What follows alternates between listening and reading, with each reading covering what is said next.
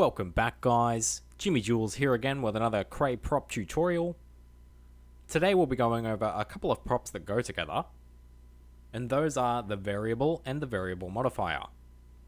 We'll go through some examples with how you might use this shortly, but first of all we'll go through the settings. Up the top of the variable settings page, we have the variable name. We can edit this value and name our variable something descriptive so that we know what it's for. We could, for example, enter coins in here and use this variable to keep track of how many coins the player has collected in the game. For now though, we'll change this back to test. Just beneath the variable name, we have the default value. This is the value that your variable will start off at when you first enter the game. This will also be the value that the variable gets reset back to if you reset it. Beneath this, we have the minimum and the maximum, and these represent the minimum value and the maximum value that the variable can be, respectively. These values also have an input, so we can change them on the fly, just like the default value. And the minimum and maximum also have an output, so we can send this value to other props as well. Beneath this, we have the current value, and this will output the current value of the variable. So for example, if our variable is 5, this wire will output a signal of 5. Next up we have the multiplayer option, which you can use to make multiplayer games easier. I'll use a collectible as an example. If we've got a bunch of coins in our level, and every time we collect a coin it adds one to our variable, if we have the multiplayer option turned off, then the number of coins collected will be a global value shared between the players.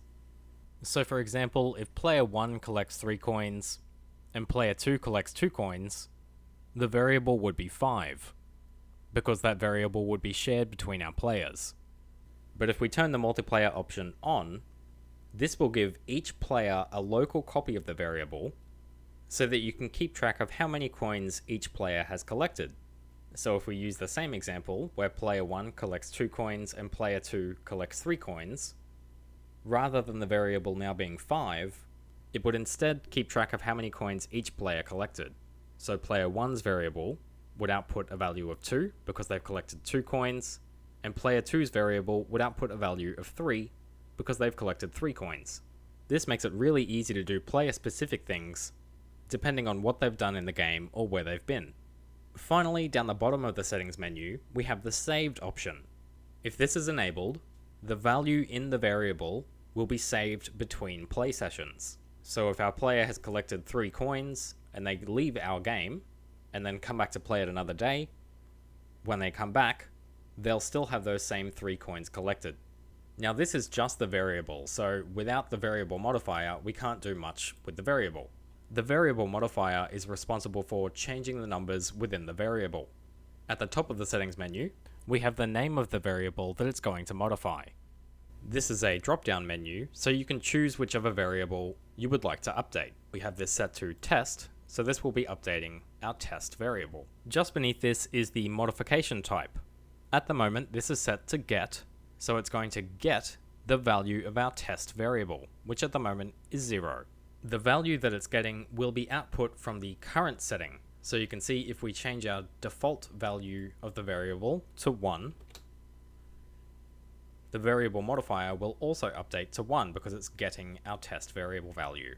We have other modification types like set.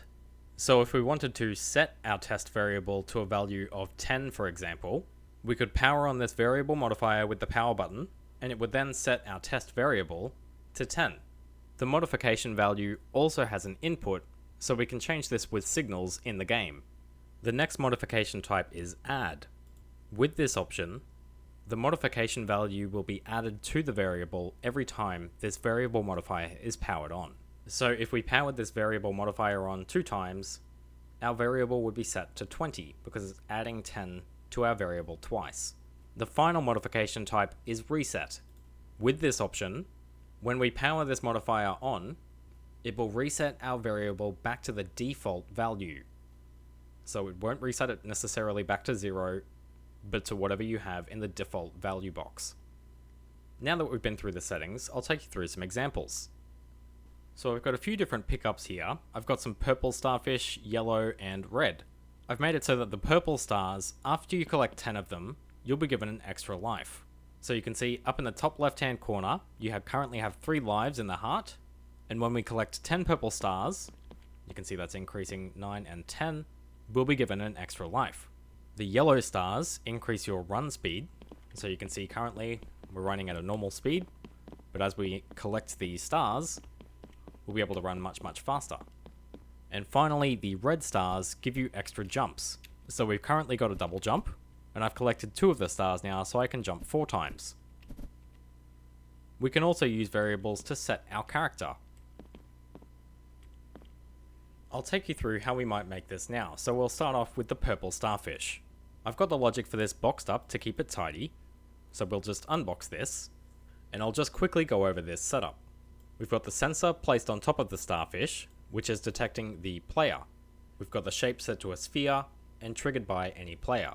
When this sensor is powered, we've got that then plugged into a counter. This is just to make sure that the signal stays on after it's turned on. This counter is then powering a hider, which is hiding both the starfish and the sensor, and we've also got disable power turned on. So this will turn the sensor off after it's been activated, so you can't collect the same starfish twice. We've also got this counter powering a signal converter, which is converting our version 1 power into a version 2 prop power, and this signal converter is turning on our variable modifier. This modifier is set to add 1 to the purple starfish variable. So basically every time we run over one of these purple starfish, it's going to add 1 to our count. Just here we have our variable for our purple starfish, which starts out as a value of 0. This starfish gives us an extra life when we've collected 10 of them. The way this works is by changing one of the numbers on the player manager. First of all, we need to know when our player has collected 10 of the starfish. So we're getting the current value from our purple starfish variable, and we've plugged that into value A of a calculator. We're then dividing that value by 10. So basically every time the player collects 10 of the starfish, this calculator will output 1, because 10 divided by 10 is 1. Now that we've got that signal of 1, we can add this to our player's lives.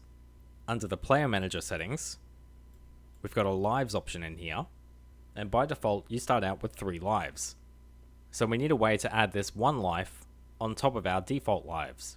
For that, we're using another calculator, and this calculator is just adding however many extra lives we've collected to the amount of lives that we start out with. So if our player has 1 extra life, it will add that 1 to the default 3 lives, and change the player manager lives to 4. So again, you can see as we collect 10 purple stars, it will increase our lives to 4. Now guys, the rest of these starfish are exactly the same. The only thing that's changed in them is the variable modifier. So for our yellow starfish, this time our variable modifier is updating our yellow starfish variable, which is this variable over here. And again, it's adding a value of 1 every time it's powered on. We've got basically the same setup for adding an extra life, except this time the yellow stars increase our run speed. So as we collect the yellow stars, it's going to increase our yellow starfish variable, and we're just going to add that value to the default run speed. The default run speed is 13, so I've just put this in here. So basically, as we collect the yellow stars, it's going to increase our run speed by however many yellow stars we've collected. You can see I'm running fairly slowly at the moment. Then as I collect the yellow stars, my run speed increases, and I get significantly faster. I've got one more example with the addition, and then I'll take you through the set and reset options. The red starfish give you extra jumps. So we've got the exact same setup with this red starfish, where this variable here is counting how many we've collected, and it's going to set however many we've collected to the number of extra jumps we have. I've just set the default of this red starfish variable to 1, because by default the character comes with an extra jump. So when we first enter the game, we'll be able to jump twice. If we collect a star, we'll be able to jump 3 times, and if we collect the rest of the stars, we'll be able to jump 7 times. Those were some examples of the addition option. Now I'll take you through an example of the set and the reset options. We've got a variable here named character change, and that variable value we've got plugged into our character changer, and as we change the variable value, it will also change our character. I've again got the same setup here, but using a box instead of a starfish, And these variable modifiers I've changed to the set option, and I've manually entered 1 into the modification amount. I've done the same thing with this box over here, but this is manually setting the variable to 2 instead. This box down the bottom will reset our character change variable to reset us back to character 0. So you can see in play mode, we'll get changed to character 1, then we'll get changed to character 2, and then we'll get reset back to our character 0. Anyway guys, that's just a few examples with the variable modifier and the variable props. If you've got any questions at all, definitely leave a comment. I hope you're all safe and well, and I'll see you in the next one.